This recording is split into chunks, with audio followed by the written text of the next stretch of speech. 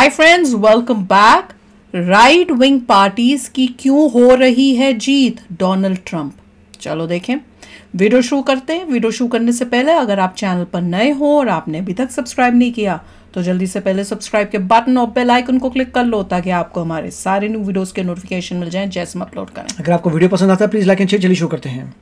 Donald Trump के America का राष्ट्रपति बनने के बाद से पूरे मुस्लिम वर्ल्ड में मातम छाया हुआ है। ईरान को पीटने के लिए तो ट्रंप ने अपनी चप्पल 2 महीने पहले से ही भिगोकर रखी है। हिजबुल्लाह और हमास की ढुकाई करने के लिए भी ट्रंप ने नेतन्याहू को अपनी हरी झंडी और घर पर रखी बड़ी डंडी दोनों दे दी है। बांग्लादेश के मोहम्मद यूनुस तो एक हफ्ते से सपनों में ट्रंप की शक्ल देखकर अपने पजामा गीले कर रहे हैं। इसके अलावा ट्रंप के आने के बाद से अफगानिस्तान से लेकर यूरोप तक में बैठे जिहादी अपने बिलों में दुबक्कर बैठे हुए हैं। इन्हें डर लग रहा है कि जनवरी में ट्रंप के राष्ट्रपति बनते ही लोहे की गर्म रॉड से इनकी ठुकाई शुरू हो जाएगी। इन सबको याद है कि 2016 में जब ट्रंप राष्ट्रपति बने थे तो उन्होंने सीरिया में आईएसआईएस का क्या हाल किया था। इन सबको पता है कि किस तरह पिछली बार राष्ट्रपति बनते ही डोनाल्ड ट्रंप ने 27 जनवरी 2017 को एक सरकारी आदेश जारी करके ईरान से लेकर Iraq, Libya, Somalia, Sudan, Syria और यमन से अमेरिका में घुसने पर बैन लगा दिया था। इस्लामिक कट्टरवाद पर ट्रंप चचा क्या सोचते हैं किसी से छिपा नहीं है दोस्तों। यही वजह है कि उनके एक बार फिर से अमेरिका का राष्ट्रपति बनने पर पूरी दुनिया में एक सेक्शन कांपा हुआ है, डरा हुआ है। अमेरिका ही क्यों, आप इटली से लेकर नीदरलैंड और भारत तक में नजर डालें तो जिहादी सोच वालों से निपटने के लिए आज दुनिया भर में राइट विंग की पार्टियां सत्ता में आ रही हैं। फ्रांस, जहां कुछ वक्त पहले तक राइट विंग का नाम नहीं होता था, वहां भी नेशनल रैली पार्टी की मरीन लेन फ्रांस के सबसे बड़े लीडर्स के तौर पर सामने आई है। 2022 के इलेक्शन में उनकी पार्टी 89 सीटें जीतकर तीसरे नंबर पर आई थी। जर्मनी की सबसे बड़ी right wing party alternative for Germany और ऑस्ट्रिया की फ्रीडम पार्टी ऑफ ऑस्ट्रिया को भी बड़ी तेजी से लोगों का सपोर्ट मिल रहा है।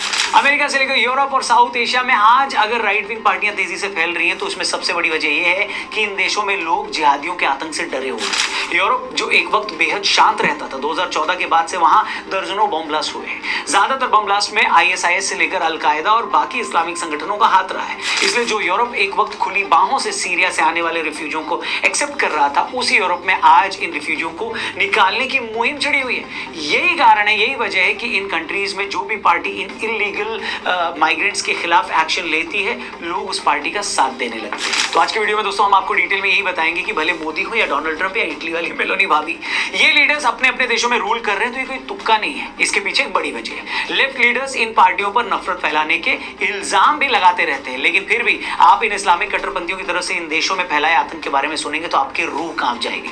मगर इससे पहले कि हम इन कट्टरपंथियों के कुकर्मों के बारे में आपको बताएं, पहले आपका थोड़ा सा फायदा करवा देते हैं। फायदे की बात सुनकर कैसे एकदम ध्यान से वीडियो देख रहे हैं, यस या नो में देना है, इतना आसान है। ये ट्रस्टेड ऐप है जो कि डेली अर्न कर रहे हैं। आप फील्ड में इंटरेस्ट हो वहां पर जीतेगा, हाँ या ना। डोनाल्ड ट्रंप जूरी पाने के लिए क्वांटिटी इंक्रीज कर सकते हो, आसानी पर डिस्क्रिप्शन में जाना है, वहां पर इस ऐप को डाउनलोड करना है। जी तो इस सीक्रेट ऐप पर वीडियो में आगे बढ़ते हैं। दोस्तों बात है साल 2011 की। सीरिया में जबरदस्त गृह युद्ध छिड़ा हुआ था। आईएसआईएस का आतंक चरम पर था। हर दिन सीरिया से हजारों लोग देश छोड़कर जा रहे थे। सीरिया की इसी हालत को देखते हुए यूरोपियन यूनियन ने डिसाइड किया कि वो सीरिया के 2 लाख रिफ्यूजीज को अपने यहां शरण देगी। ग्रीस, इटली, फ्रांस, जर्मनी, लगभग सभी बड़े देश इन शरणार्थियों को अपने यहां शरण देने के लिए रेडी हो गए थे, सिवाय एक देश के, और वो देश था पोलैंड। यूरोपियन यूनियन ने पोलैंड पर बहुत प्रेशर बनाया कि आप इन मुस्लिम शरणार्थियों को अपने देश में भी शरण दे दो, मगर पोलैंड तैयार नहीं हुआ। पोलैंड की सरकार ने इस बारे में अपने देश में एक सर्वे भी करवाया था। उस सर्वे में 75% लोगों ने साफ कह दिया था कि उन्हें वहां का एक भी आदमी अपने देश में नहीं चाहिए। पोलैंड के स्टैंड पर यूरोप के कई देशों ने उसे भला बुरा कहा। यहां तक बोला गया कि पोलैंड इस्लामोफोबिक है, मगर पोलैंड को ऐसी बातों से घंटा फर्क नहीं पड़ा। अब इससे आगे की कहानी सुनिए। जैसे ये लाखों मुस्लिम शरणार्थी एक एक करके इन यूरोपीय देशों में फैलने लगे तो धीरे धीरे लोकल लोगों को समझ में आया कि उनसे क्या गड़बड़ हो गई है। यूरोप में आतंकी हमले तो 2004 से ही होने शुरू हो गए थे, मगर इन मुस्लिम शरणार्थियों की शक्ल में आईएसआईएस और अलकायदा ने अपने आतंकी भी इन देशों में भेज दिए।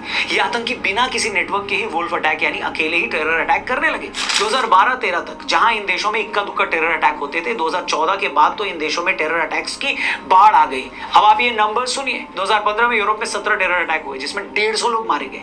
2016 में 13 आतंकी हमले हुए जिसमें 135 लोग मारे गए। 2017 में 33, 2018 में 24, 2019 में 21 और 2020 में यूरोप में 11 आतंकी हमले हुए।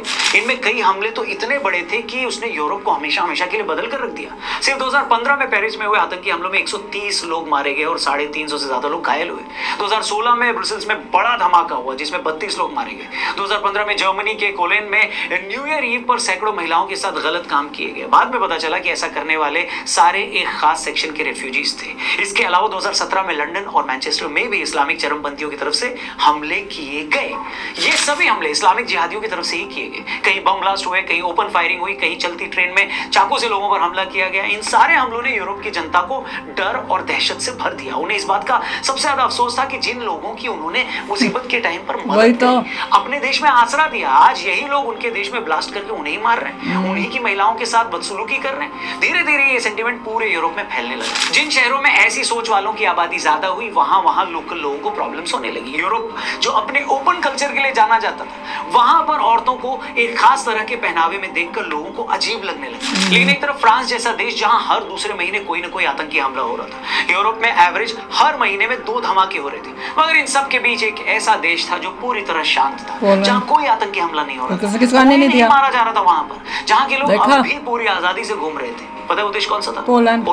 2011 के बाद जब यूरोप के देशों में ये आतंकी हमले हो रहे थे और यूरोपीय देशों में मातम मच रहा था, तब पोलैंड यूरोपीय यूनियन को ये याद दिलाना नहीं भूलता था कि आखिर क्यों 2011 में उसने अपने देश में एक भी रेफ्यूजी को घुसने नहीं दिया। Poland, as I said in Parliament, and I'm trying to repeat it, Poland is the only country in the European Union without any terror attack. We haven't had any terror attacks in Poland because there is no illegal migration. That's why every single time I'm trying to say, be like Poland. Be brave. Believe in your own nation.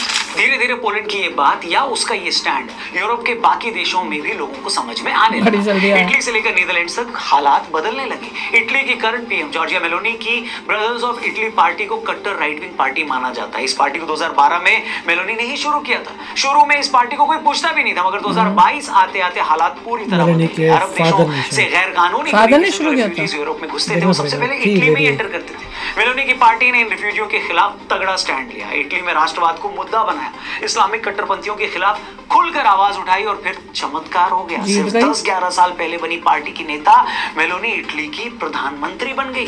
ऐसे ही कुछ Netherlands में भी हुआ। 2023 में हुए election में Netherlands के मशहूर राइट विंग नेता गीर्ड वाइडर्स की फ्रीडम पार्टी को सबसे ज्यादा 46 सीटें मिली। गीर्ड वाइडर्स कई सालों से मुस्लिम इमिग्रेंट्स को अपने देश में घुसने देने के खिलाफ रहे। इन्होंने कई बार कहा है कि इन इमिग्रेंट्स की वजह से हमारे देश के कल्चर को खतरा है। इन्होंने और भी कई ऐसी बातें कही हैं जिससे पूरी दुनिया में हड़कंप मच गया, लेकिन नीदरलैंड के लोग इनकी बातों से पूरी तरह अग्री करते थे। इसी तरह फ्रांस से लेकर ऑस्ट्रिया और जर्मनी में भी आज राइट विंग पार्टियां लगातार मजबूत हो रही हैं। और इन सारे बदलाव की शुरुआत हुई कट्टरपंथी इस्लामिक शरणार्थियों के यूरोप में आने के बाद। उसके बाद यूरोप में जो हालात हुए, उसके बाद यूरोप का हर बंदा अपनी पहचान को लेकर डर गया। उसे लगने लगा कि अगर ये रेफ्यूजी यूं ही बढ़ते रहे तो शायद कुछ सालों में उसके देश की पहचान ही मिट जाएगी। दोस्तों, हमने यहाँ पर जितनी भी बातें की हैं वो विद फैक्ट्स की हैं। सारे आंकड़े आपको इंटरनेट पर मिल जाएंगे, पूरी दुनिया इसके बारे में जानती है। मगर जब भी आप इन फैक्ट्स की बात करो तो कुछ लोग इसे समझने की बजाय वो आप पर ये खास मजहब के लिए फोबिया का शिकार होने का इल्जाम लगा देते हैं। वो इस बात पर बहस नहीं करते कि जो कहा जा रहा है वो सच है या नहीं। आपको जानकर हैरानी होगी, जब ट्रंप ने बांग्लादेश में हिंदुओं के खिलाफ हो रहे जुल्म की बात की तो भारत में बैठे कुछ बुद्धिजीवी इससे नाराज हो गए। उन्होंने बाकायदा लेख लिखकर कहा कि ट्रंप झूठ बोल रहे हैं। बांग्लादेश में हिंदुओं पर हो रहे हमलों का मामला आज यूएन तक चला गया है। दिवाली और दुर्गा पूजा के दौरान भी जिहादियों ने बांग्लादेशी हिंदुओं पर जो जुल्म ढाए उसे पूरी दुनिया ने देखा है। इन सारी घटनाओं पर खुद कुछ बोलने की बजाय अगर ट्रंप जैसा ताकतवर आदमी बोलता है तो भारत में बैठे लेफ्ट लिबरल्स के पेट में मरोड़े उठती हैं। क्यों?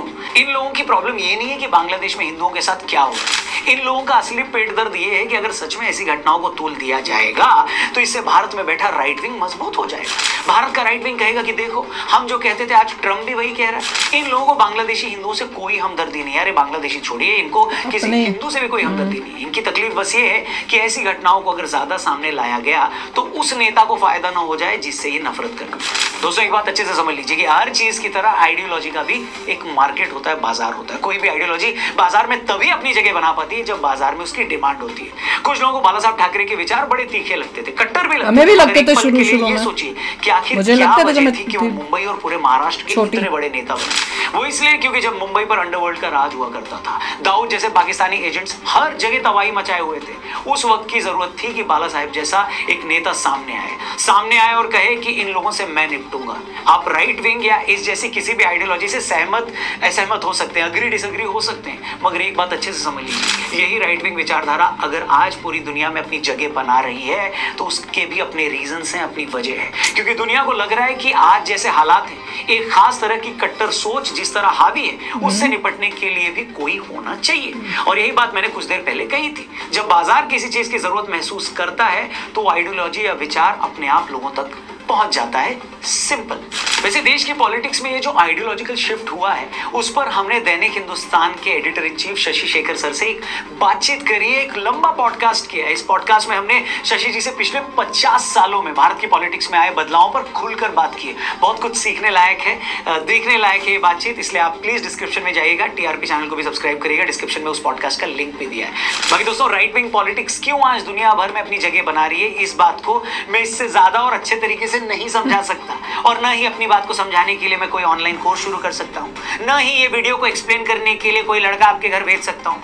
इसलिए अगर आप चाहें तो वीडियो दोबारा देखकर इसे और अच्छे से समझ सकते हैं। और जिनको नहीं समझना, उन्हें तो वैसे भी समझ में नहीं आया, तो मेरे 12 मिनटों की वीडियो में तो क्या ही समझ में आएगा। वो अपनी बुद्धि जिस पन्नी में डालकर लाए थे, उसी पन्नी में पड़े पड़े उनके लोटे के साथ वो बुद्धि हरिद्वार चली जाएगी, उनका कुछ नहीं हो सकता। बाकी आपको इस वीडियो में कई बातें अगर सही लगी हो तो प्लीज प्लीज प्लीज इसको जरूर शेयर करिएगा। इतना कुछ बताने के बाद भी कई ऐसे होते हैं मंदबुद्धि इंसान कि उनको फिर भी ये बात समझ नहीं आएगी। अब सलमान खान की हमने इंटरव्यू की थी, तो एक पर्टिकुलर सेक्शन ने भर भर के कमेंट्स किए, जिसमें उन्होंने लैंग्वेज, रिस्पेक्ट, कईयों ने तो उसको भी क्रॉस कर दिया और सलमान खान का साथ दिया। मतलब इतने अंधे लोग भी होते हैं और मंदबुद्धि लोग होते हैं कि सामने तुमको वो बंदा बैठा दिख रहा है, वो कैसे बोल रहा है, क्या बोल रहा है, उसके बावजूद वो क्योंकि वो एक पर्टिकुलर उस रिलीजन का है, उसके साथ उनको देना है। तो उसी तरह से डेटा और फैक्ट्स के हिसाब से होता है डिसीजन। जैसे वो बोल रहा था, जो बात कर रहा था उसे सब गोचा लग रहा था। बिल्कुल, That's it. उसको ये लग रहा था कि मेरे पास इतनी ताकत है कि मेरे को कोई छू तक नहीं सकता, चाहे मैं कुछ भी करूं। और हमने किसी का रिलीजन देख के नहीं बोला, जो वो बोल रहा था उसके काम से, जो वो बोल रहा है, जो हुआ है, उससे बोला है। हम लोग जो है मतलब इंडिया फर्स्ट है, रिलीजन का देयर इज नो मीनिंग हमारे लिए। और वो ये इस वीडियो में समझा रहे हैं कि जिन देशों ने खुला अपने हाथ मतलब पूरा करके वेलकम किया, वहीं आके ये लोग वहां के अपने नहीं हुए। क्योंकि देखिए जो लोग आ रहे हैं उन्होंने रिलीजन फर्स्ट कर दिया। प्रॉब्लम ये वो उन कंट्रीज से आ रहे थे जिन कंट्रीज में रिलीजन फर्स्ट था, वो गए रिलीजन फर्स्ट के, उनको समझ ही नहीं आया कि भैया ये तो कंट्री फर्स्ट आती है। वही तो। और देखिए इन सब कंट्रीज में, यूरोप की जहाँ जहाँ प्रॉब्लम्स आ रही हैं, उनकी Muslim population is less than 6%, और फिर भी प्रॉब्लम्स क्रिएट हो रही हैं। लेस देन 6, कईयों में तो बहुत कम है, लेस देन 6%, 2%, 1%, तब उनको इतनी तकलीफ आ रही है। तो सोचिए, मगर ये इशू एक रिलीजन का नहीं है, ये एक सोच का है। जो इंसान सोचता है कि religion is above everything else, उसकी प्रॉब्लम है। अगर तो अच्छी कंट्रीज में पैदा हो रहे हैं तो अच्छी कंट्री उनको समझाएगी कि कंट्री फर्स्ट आ रही है, दे विल बी फाइन। मगर वो उस जगह से आ रहे हैं जहाँ पर रिलीजन फर्स्ट है, तो हर कंट्री को प्रॉब्लम आएगी। मैं तो इतना शौक होती हूँ कि तुमने बोला कि हमें यहाँ पे जगह दो, तुमको जगह दी और तुम वहीं पे आके गंद मचा रहे हो। और देखो, यही आपको बात 10 साल पहले नहीं सुनने को मिली होगी। इन लोगों की, इन कंट्रीज की, जो वेस्टर्न कंट्रीज की सोच बिल्कुल डिफरेंट थी। और ये कंट्रीज जो थी, ये इंडिया को प्रीच करती थी, उनको इंडिया को सिखाया करती थी कि तुमको फलाना ठमकाना करना। उन्होंने कभी जिंदगी में देखा नहीं था, उनको समझ ही नहीं थी, उन्होंने खुद वो चीज को महसूस नहीं किया था, खुद उनके ऊपर हुआ नहीं था। अब 10 साल के बाद जब उनको ये मिल रहा है, वो दिख रहा है, तो अब उन्हें समझ में आ रही है कि इंडिया जो है क्यों ऐसे एक्शंस लेता है या क्या इंडिया में हो रहा है। तो अब जो है ये भी मिलके इंडिया का साथ देंगे। अब जैसे ट्रम्प आया, अब उसको भी दिख रहा है क्या हो रहा है, वो तो सीधे मुंह बोलता है। तो भैया इंडिया में तो फिर भी सीधे मुंह नहीं बोलते। जो भी प्राइम मिनिस्टर आता है, या मोदी जी ने कभी ऐसे बात की है, कोई इस टाइप की स्टेटमेंट दी है, पर ट्रम्प दे रहा है, तो अब साथ मिलेगा। दे अंडरस्टैंड कि जो इंडिया प्रॉब्लम फेस कर रहा है, अब हम भी वो प्रॉब्लम फेस कर रहे हैं। और इंडिया तो ये प्रॉब्लम 10, 20, 100 टाइम तुमसे ज्यादा फेस कर रहा है। उसका सोल्यूशन है, एजुकेशन है। I don't education from the beginning. I don't agree। आप मेक श्योर करिए किसी को रिलीजियस एजुकेशन ना मिले। कई होते हैं जिनको एजुकेशन भी मिल जाती है, फिर भी उनका ब्रेन वॉश हो जाता है, तो वो भी याद। पर ये है कि कम हो जाएगा। ये होगा कि अगर अभी 20 लोग हैं तो होप यही है कि उसकी जगह 5 लोग ज्यादा से ज्यादा जो है वो गलत रास्ते पे जाएं। उसका एग्जांपल यही है जो बिलीव करते हैं कंट्री फर्स्ट में।